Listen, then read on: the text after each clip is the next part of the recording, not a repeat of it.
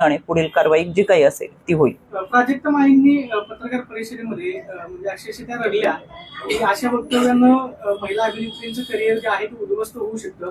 तुम्ही त्यांना या प्रसंगामध्ये धीर म्हणून काय संदर्भात कॉल केला का किंवा काय त्यांच्याशी बोलणं झालंय का किंवा महिला आयोगाच्या कोणत्या कर्मचारी त्यांच्याशी बोललेत की जेणेकरून त्यांचं मानसिक मनोधैर्य जे आहे ते खचणार नाही? याच्यामध्ये त्यांनी शनिवारी मेल केलेला आहे.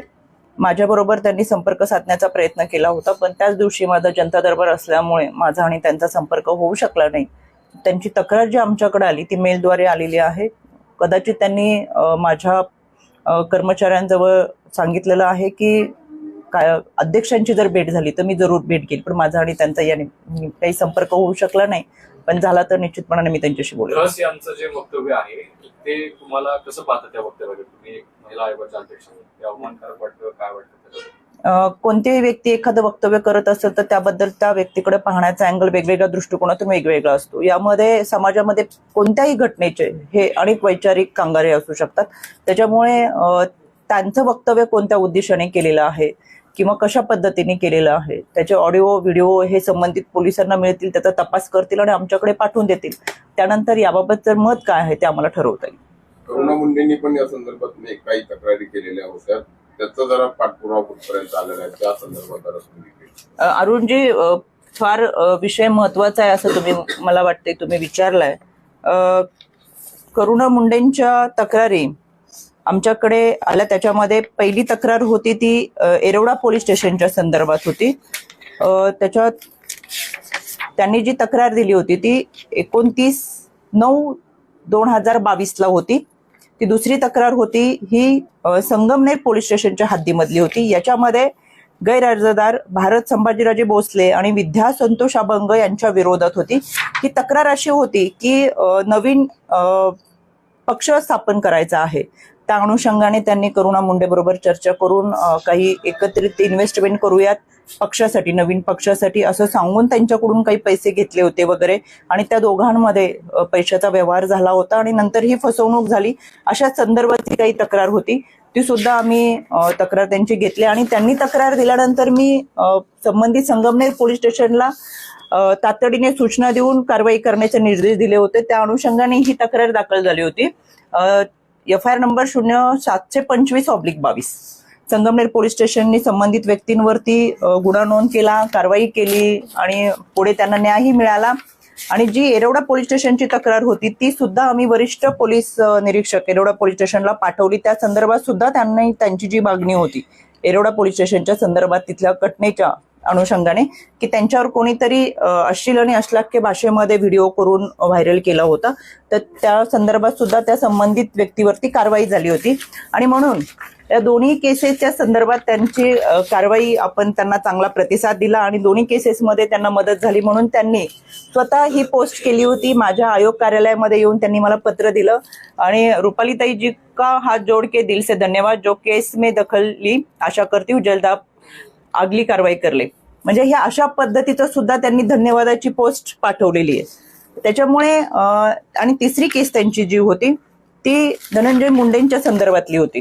तर ती जी केस होती ती न्यायालयीन प्रक्रियेमध्ये होती. म्हणजे मी आयोगाला येण्यापूर्वीच त्यांची जी तिसरी केस होती ती न्यायालयीन प्रक्रियेमध्ये असल्यामुळे आम्ही स्वतः दिवाणी न्यायालय म्हणून काम करतो आणि न्यायालयामध्ये असलेल्या प्रक्रियांमध्ये आम्ही हस्तक्षेप करत नाही, कारण की एक न्यायालय दुसऱ्या न्यायालयाच्या संदर्भातली जे आहे त्याचा आम्ही आदर करत असतो.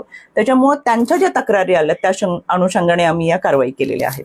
या निमित्ताने काही परत नवीन त्यांच्याकडे त्यांनी पण अलीकडे एक प्रेस कॉन्फरन्स मला वाटतं एक बाईट दिला होता आणि तो धनंजय मुंडेंच्या संदर्भातला होता.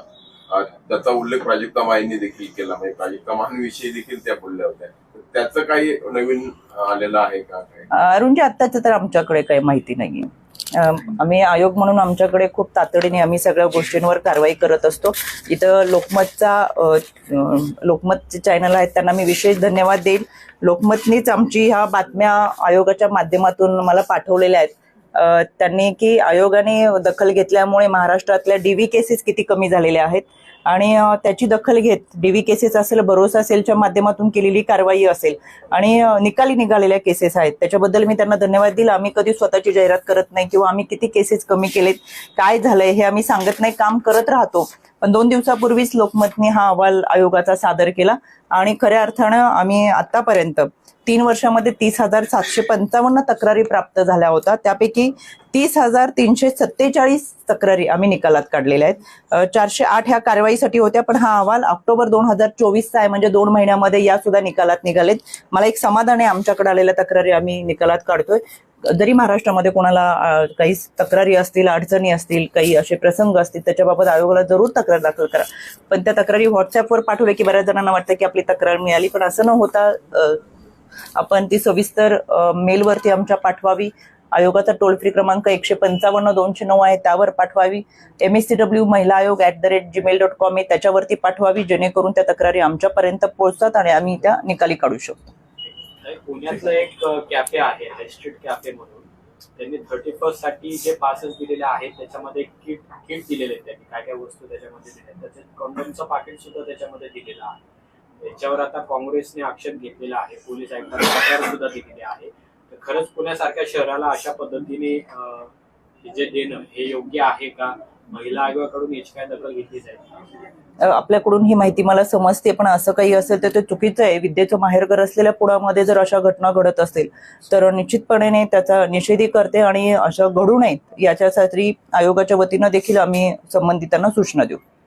राजकीय म्हणजे आयोगाचा प्रश्न. आज मला असं वाटतंय की आयोग म्हणून मी तुमच्या समोर बसलेली आहे आणि आयोगाच्या माध्यमातून माझ्यासाठी हे विषय फार महत्वाचे होते, कारण की 2022 पर्यंत सोशल मीडियावरती केलेल्या अश्लील अश्लाघ्य कमेंट्स, त्या माध्यमातून झालेली कुटुंबाची बदनामी, झालेले कुटुंब उद्ध्वस्त झालेले कुटुंब, खालवलेली मानसिक स्थिती, आलेलं नैराश्य, यामुळे झालेल्या आत्महत्यांची संख्या ही 22,000 आहे. उद्ध्वस्त झालेले कुटुंब, खालवलेली मानसिक स्थिती, आलेलं नैराश्य, यामुळे झालेल्या आत्महत्यांची संख्या ही 22,000 आहे.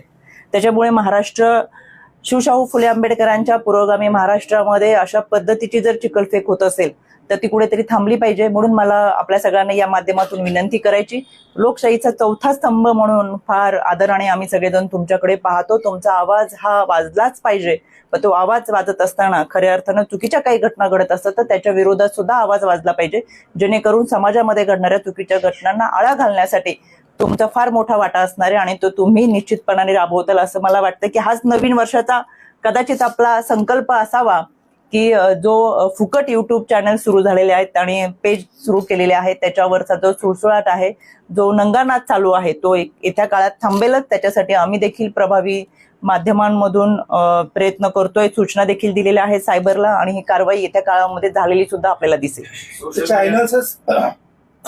फक्त चॅनल्स असतात की त्यामध्ये काही राजकीय पेज असतात, जे पेज असतात किंवा इतर पण पेजेस असतात, त्यांच्यावर पण होणार? मला तुम्ही हा प्रश्न विचारला, माझ्याकडे आता मला हे खरं सांगायला हे वाटतंय, पण अशा पद्धतीचे अनेक अकाउंट आम्ही काढलेले आहेत, सायबरकडूनच आलेले आहेत आणि त्याचे लोकेशन वगैरे सगळे डिटेक्ट झालेले आहेत, ते कारवाई होतीये, सगळी प्रोसेस सुरू आहे. पण सर्वाधिक मी गेल्या काही दिवसापूर्वी बोलले होते, आताही परत मी रिपीट करते, तुतारी गटाच्या रोहित पवारांनी ज्या पद्धतीने हे सायबरच्या लोकांचं म्हणजे एक अशा पद्धतीने ट्रोल आर्मी उभारलेली आहे आणि सर्वाधिक कमेंट अश्लील आणि अश्लाघ्य कमेंट करणाऱ्यांमध्ये संख्या त्यांची आहे. त्याच्यामुळे या पक्षाच्या लोकांनी, खरं तर महाराष्ट्र सुरक्षित नाही म्हणणाऱ्यांनी स्वतःचे पदाधिकारी, त्यांचा सोशल मीडियाचा जो सरचिटणीस आहे त्याच्यावरती 4 सायबरचे गुन्हे दाखल आहेत. त्यांचा नगरचा मुरकुटे म्हणून आहे, त्याच्यावर 4 वर्ष लैंगिक अत्याचार केले म्हणून आता ते अटकेची कारवाई सुरू आहे. ते आहे स्वतः बरोबर फिरत असताना काही लोक ते घेऊन फिरतात, त्यांच्या बरोबर अनेक सायबरचे गुन्हे दाखल आहेत. अशी लोक यांच्या पक्षामध्ये आहेत आणि याच्यामुळे खऱ्या अर्थानं यांनी यांच्याच लोकांवरती जर कारवाई केली, त्यांना समज दिली, त्यांना पदावरून निलंबित केलं आणि खऱ्या अर्थानं कायद्याच्या चौकटीतून यांच्यावरतीच गुन्हे नोंदवले गेले तर निम्मा महाराष्ट्र सुरक्षित होईल. म्हणून असे काही पक्ष आहेत, त्याच्यामध्ये प्राधान्यक्रमाने तुतारी गट आहे, जे अतिशय पेज ट्रोल आर्मी म्हणजे पेमेंटवरती चालणारी लोक त्यांच्या आहेत आणि त्यांच्याच एका माणसाने सगळी माहिती माझ्यापर्यंत दिली. अश्लील आणि अश्लाघ्य भाषेमध्ये कमेंट करा अशा सूचना त्यांच्याकडून संबंधितांना आहेत. त्याच्यामुळे याला देखील थोड्या कालावधीमध्ये लगाम बसेलच, त्या दृष्टिकोनातून कारवाई सुरूच आहे. सायबर आता नवीन वर्षामध्ये खरा सुरक्षित आणि हा महाराष्ट्र करण्यासाठीचा प्रयत्न करेलच, पण अशा पद्धतीचे जे काही पक्ष काम करतात त्यांचा मी जाहीररित्या निषेध करते. तुमच्या पक्षाच्या संध्या सोनवणे आहेत, त्यांची सुद्धा काल सीआयडी चौकशी झालेली आहे. त्या युवती प्रदेशाध्यक्ष आहेत तुमच्या पक्षाच्या. याच्या संदर्भात आमचे वरिष्ठ काय आहेत ते आपल्याशी बोलतील. ओके. थँक्यू.